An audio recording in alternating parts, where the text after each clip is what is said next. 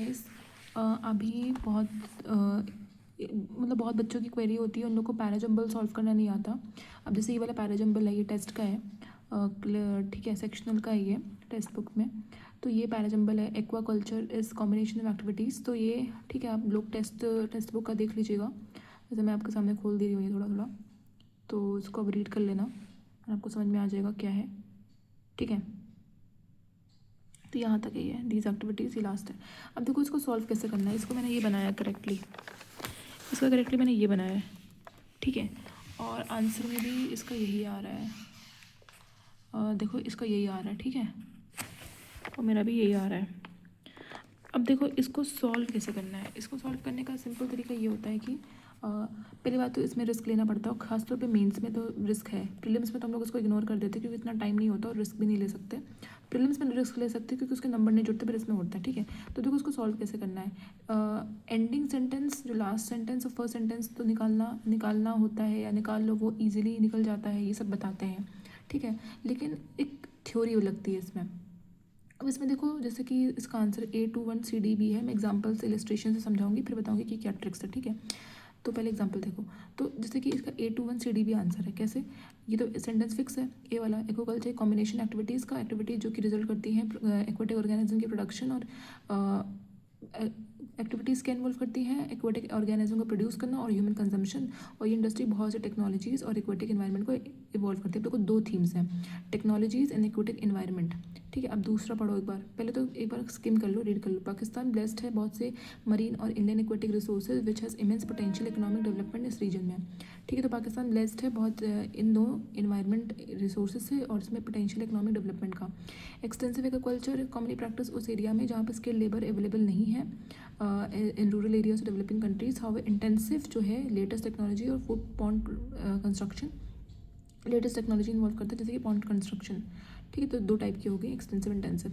अब फिगर ये कहता है ये 50,000 लोग एक्वाकल्चर्स इन पाकिस्तान से एसोसिएटेड है सेक्टर में, कंट्रीब्यूट करते हैं to 70,000 tons of fish in a particular year. Aquaculture is also practice variety of aquatic environments, जैसे कि marine, brackish, fresh water. These activities practised from community subsistence to large commercial farm, basically two types all around the globe. And now this agriculture sector has emerged as multinational enterprise. अब देखो उसको करना कैसे है। ये sentence तो fix है। अब इसमें देखो ध्यान से पढ़ोगे, एक्वाकल्चर एक्टिविटीज़ है, कॉम्बिनेशन क्या है, एक्टिविटीज़ का। एक्टिविटी जो कि रिजल्ट करते हैं एक्वाटिक ऑर्गेनिज्म की प्रोडक्शन, ह्यूमन कंजम्पशन से, और ये एम्प्लॉय करती है टेक्नोलॉजीज वेरियस एक्वाटिक एनवायरनमेंट से, ठीक है। एक्टिविटीज़, अब देखो एक्टिविटीज़ से यहाँ कनेक्ट करो, दीज एक्टिविटीज़, तो A2 कनेक्ट हो जाएगा। A2 कनेक्ट हो गया आपका, अगर दिख रहा है A2 कनेक्ट हो गया।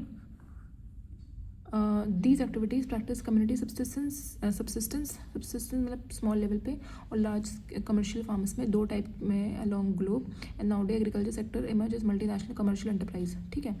तो A2 हो गया। अब एक्वाकल्चर, ठीक है, दो टाइप में। अब देखो एक्टिविटीज़ और दीज एक्टिविटीज़ से कनेक्ट कर लिया, कम्युनिटी बेस्ड सब्सिस्टेंस और लार्ज कमर्शियल फार्म, तो two types globe around, two types.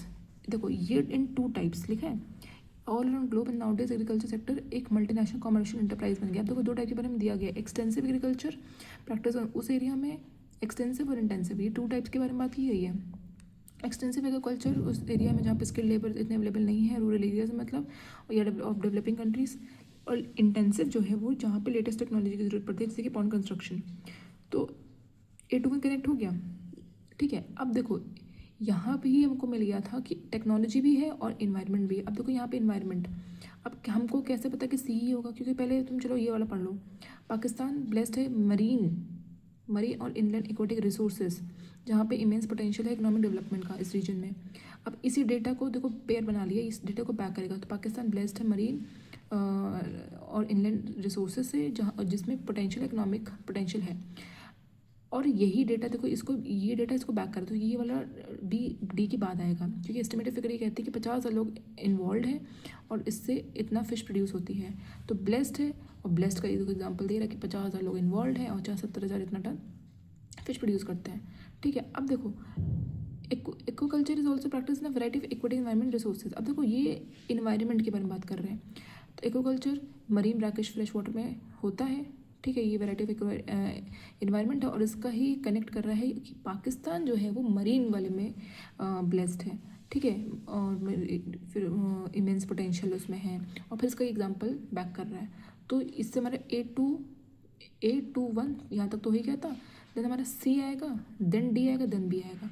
तो देखो इस तरह से हम करते हैं, ठीक है, इस तरह से हम लोग इसको सॉल्व करते हैं। एंड बाकी और भी क्वेश्चंस के लिए आप मेरे चैनल को मेरे चैनल को सब्सक्राइब करो एंड वीडियो को लाइक करो एंड शेयर करो। तो आपको जो भी क्वेरी होगी आप कमेंट डाउन कर दो, मैं उसको सॉल्व कर दूँगी, ठीक है, आप लोग के लिए आई विल हेल्प यू।